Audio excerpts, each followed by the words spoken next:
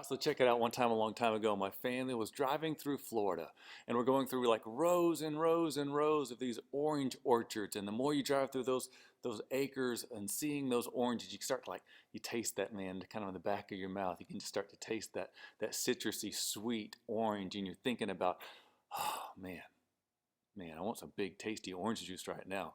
So after driving through hours and hours of seeing oranges and thinking about oranges, we drove into a diner. It's kind of a cool old style diner, and they've got oranges in the window, and they promote that they've got orange juice. So we sit down, and I order a big glass of orange juice. And the waitress, she kind of reminds me of like a Flo kind of character. She's all like, "Sorry, you can't have orange juice because the machine's broken."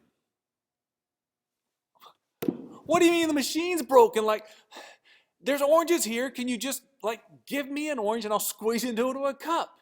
But there's a mentality of like, well, if the machine's broken, then we just can't do anything. We don't know how to feed ourselves. And I might be talking about the Bible now, right?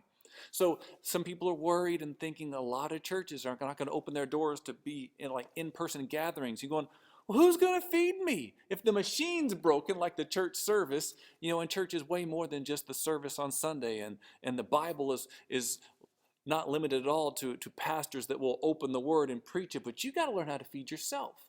Get creative. Squeeze the oranges into a cup, if you will. Because God has given us his word, and he says that man will not live by bread alone or oranges alone or any of those kind of things, but by every word that proceeds from the mouth of God. So I hope that you get really good at feeding yourself in this season. If we're in quarantine and you're worried about getting fed, one of my pet peeves as a pastor is hearing people say, I just don't like that church because I'm not getting fed. Feed yourself.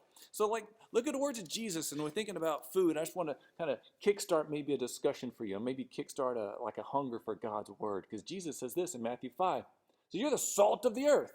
But if the salt should lose its taste, how can it be made salty? It's no longer good for anything. It will be thrown out and trampled under people's feet. Now think about this, especially in light of quarantine. You are also a light of the world.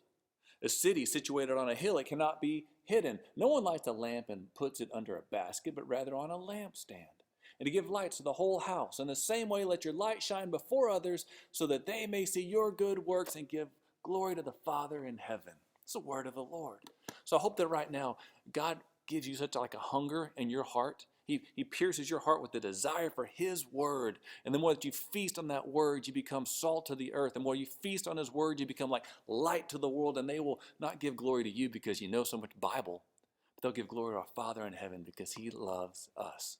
So God bless you as you dig into his word. I pray that you're blessed with great faith and hope and love.